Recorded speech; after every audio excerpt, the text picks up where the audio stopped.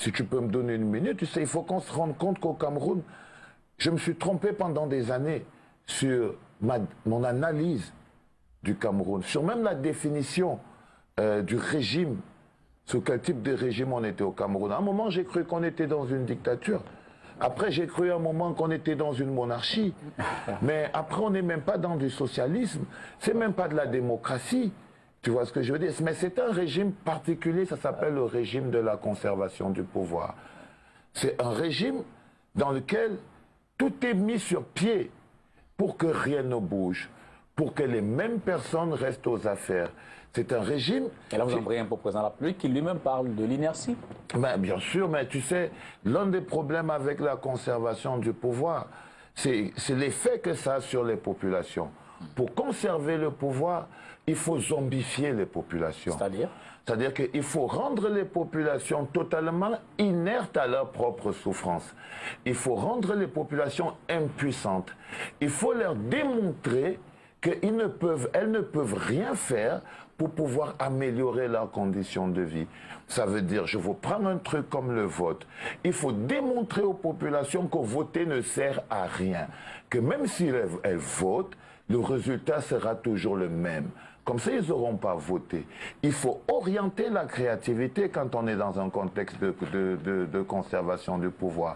C'est-à-dire que l'art et la culture ne doivent pas marcher parce que ce sont des mécanismes de libération des peuples.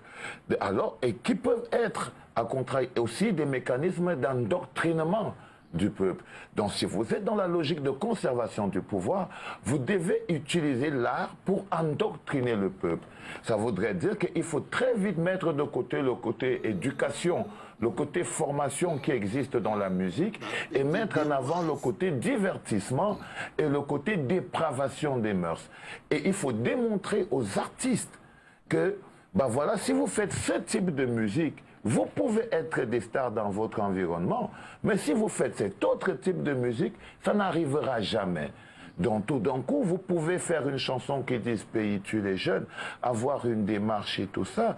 Vous ne changerez pas que quand vous allez dans une boîte de nuit, il y a au moins 50 chansons qui commencent par, je sais pas moi, Maman Chantal Biya, la mère des orphelins, Paul Biya, le père des orphelins, un ministre, Laurent Machin, le cœur du pays, des petites choses comme ça.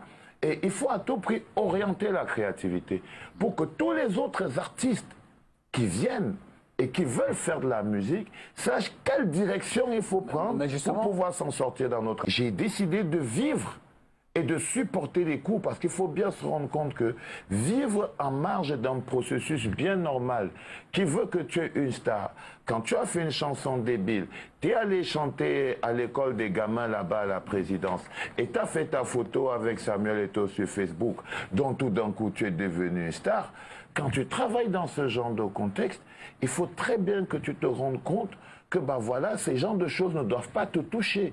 Ça ne doit pas te frustrer parce que c'est tout à fait normal. C'est-à-dire qu'aujourd'hui, c'est un peu comme quand vous voyez tous ces jeunes dans les bars, que ce soit à Douala, que ce soit à Yaoundé, quand vous voyez tous ces jeunes qui décident qu'ils ne votent pas, ils sont à la place où la gestion et le contexte de conservation de pouvoir veut qu'ils soient. Parce que si les jeunes sortent des bars, si les jeunes s'intéressent à la politique, si les jeunes deviennent intelligents, si on libère la créativité, alors on met un mur sur le mouvement de zombification. Parce que le mouvement de zombification, ceci de particulier, c'est que ça transforme des jeunes en des sourds. Vous pouvez parler, dire, faire tout ce que vous voulez, c'est déjà des zombies.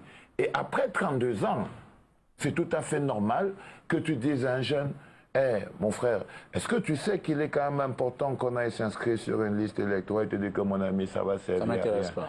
C'est normal que tu croises un jeune dans la rue et tu lui dis, tiens, oh, et si on créait notre propre parti politique, juste pour les emmerder, et qui te dit, oh, moi, les histoires de la politique, je veux rien avoir avec ça. C'est très facile que tout le monde dise, ah, je ne veux même pas aller là-bas, parce que c'est les riches qui partent là-bas. Quand vous avez mis les jeunes dans cette situation d'impuissance, d'impossibilité à actionner un quelconque levier eux-mêmes pour pouvoir faire quelque chose de bien de leur vie, alors il y a de fortes chances que vous avez maintenant la population dont vous avez besoin pour pouvoir justement au-delà de diriger ce sans problème. discours. Ah oui, c'est de ça dont je vous parle. Je vous parle de cette capacité à détruire toute forme de prise de conscience. C'est-à-dire que ce n'est pas comme si les jeunes n'écoutaient pas. Mais ils sont tellement découragés, ils ont tellement été mystifiés, on leur a tellement prouvé leur impuissance et leur incapacité à faire quelque chose pour leur propre développement, qu'à chaque fois, même des concepts qui sont clairs, appliqués dans tous les pays du monde, on va vous dire qu'au Cameroun, ça ne marche pas. Si tu fais une campagne pour dire aux jeunes, inscrivez-vous sur les listes électorales, les jeunes vont te dire, non, on t'a payé pour que tu viennes nous faire voter. Donc quand on a détruit toute forme de cohérence dans l'esprit, parce que c'est de ça qu'il s'agit. Il s'agit de cohérence. Alors on vit dans un monde d'incohérence au Cameroun. C'est un peu comme vous pouvez voir une institution comme la CONAC. Dans un contexte de conservation du pouvoir, vous avez la CONAC, mais vous n'aurez jamais un procès en corruption. C'est-à-dire, vous avez des institutions, mais qui ne servent à rien. Vous avez le football, mais vous n'avez que l'équipe nationale. Parce qu'elle a ceci de particulier, c'est qu'elle passionne les gens. Mais le fondamental, tous les Camerounais s'en foutent qu'il n'y ait pas de championnat. Mais si les Lions peuvent gagner une Coupe d'Afrique, il n'y a pas de problème. Le président et son régime de conservation du pouvoir vont capitaliser sur eux. S'il y a un petit chanteur qui a réussi à avoir 10 millions de vues sur YouTube avec un petit tube pornographique, il peut aller chanter, voir le ministre de la Culture, parce que le ministre de la Culture va dire « Ah, c'est mon fils, c'est un enfant du Cameroun ». Il va te dire partout où je pars, je représente le Cameroun. Si je pars dans un endroit, je représente le Cameroun. Si je fais ceci, je représente le Cameroun. C'est pour ça que vous voyez tous ces artistes en train de couvrir la tête avec le drapeau à l'aéroport comme des idiots, parce qu'ils ne se rendent pas compte qu'ils pratiquent leur métier dans un contexte de conservation du pouvoir. On n'a pas un système, une politique culturelle qui permet à un artiste de vivre au Cameroun. Donc tout d'un coup, je ne sais pas. Avant, quand j'avais 28 ans, j'avais des difficultés à me présenter comme un homme politique. Mais c'est ce que je suis. J'essaye pas de dire non. Parce que j'ai fini par me rendre compte qu'on était tous des hommes politiques. Au moins qu'on faisait tous de la politique, mais il y en a qui choisissaient de la subir et il y en a qui choisissaient de la faire. Et j'en ai eu marre d'être quelqu'un qui l'a subi. Parce que mon niveau intellectuel, ma capacité de compréhension de la société, l'impact que j'ai sur les populations ne me permettent plus de rester dans mon coin, de vivre dans mon petit confort d'une société civile où les gens se mettent plein les poches et vivent sur la misère des autres. Le problème du Cameroun est éminemment et profondément politique. C'est-à-dire, si on n'a pas de football, si on n'a pas de terrain de foot, si on n'a pas de stade, si on n'a pas de championnat et on veut organiser la CAN alors qu'on n'a pas de championnat, c'est parce qu'on a une politique sportive totalement à la rue qui ne suit aucune cohérence. Si on prenait point par point, le Cameroun n'a aucune raison d'organiser une CAN, par exemple. C'est-à-dire, si on voit le développement sociétal, on voit le développement infrastructurel, on voit la place qu'a le football local sur l'échiquier national, on voit l'impact que ça a. On n'a pas le droit d'organiser une Coupe d'Afrique des Nations. Mais comme on est dans un contexte de conservation de pouvoir, on essaye d'expliquer aux Camerounais qu'il suffit juste d'exciter nos passions. C'est-à-dire de rester là et de se dire « Ah, enfin, on va organiser la CAN au Cameroun ». Mais si on organise la CAN au Cameroun, c'est juste parce que ça obéit à un agenda politique.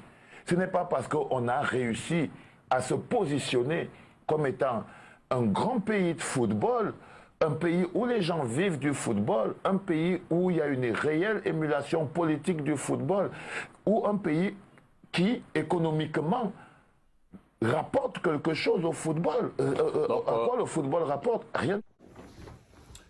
Bonjour les enfants. C'est papa. Là, j'étais encore tout petit, les enfants. Passez un bon dimanche. Passez un bon dimanche. Rendez-vous sur la route. Passez un bon dimanche, les enfants.